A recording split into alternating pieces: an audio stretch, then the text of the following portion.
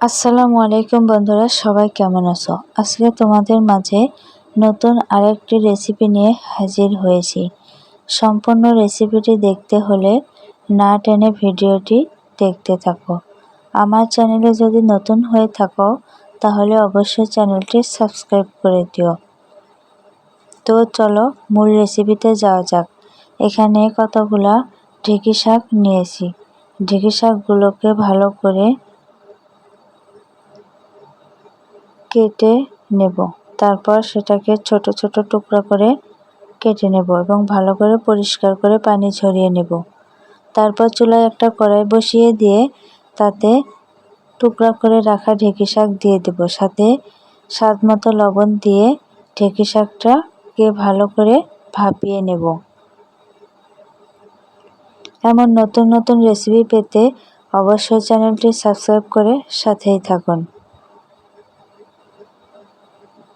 ঢেঁকি শাকটাকে ভালো করে ভাপিয়ে পানি ঝরিয়ে নেব। তারপর আবার চুলায় একটা কড়াই বসিয়ে দিয়ে তাতে পরিমাণ মতো তেল দিয়ে দেব।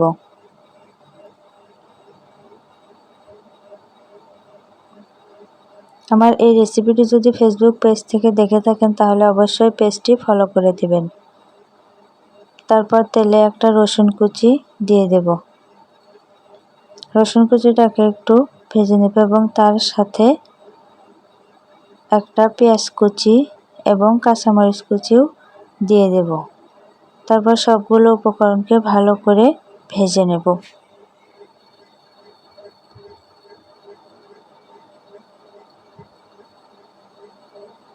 আমার এই রেসিপিটি যদি ভালো লেগে থাকে তাহলে আপনারা অবশ্যই বাসায় ট্রাই করতে পারেন।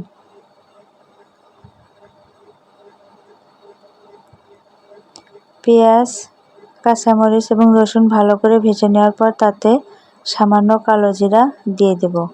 তারপর তার সাথে ভাপিয়ে রাখা ঢেঁকি শাকগুলো দিয়ে ভালো করে নেড়ে চেড়ে ভেজে নেব। কিছুটা ভেজে নেওয়ার পর তারপর তার সাথে একটা ডিম দিয়ে দেব এবং সামান্য জিরার গুঁড়া দিয়ে ভালো করে আরও নেড়ে চেড়ে সবগুলো উপকরণকে আবারও ভালো করে ভেজে নেব। সবগুলো উপকরণকে ভালো করে ভেজে চুলা থেকে নামিয়ে পরিবেশন করে নেব। আজকে এই পর্যন্তই। আগামীকাল নতুন আরেকটি ভিডিও দেখার আমন্ত্রণ রইল। সে পর্যন্ত ভালো থাকবেন, সুস্থ থাকবেন। আল্লাহ হাফেজ।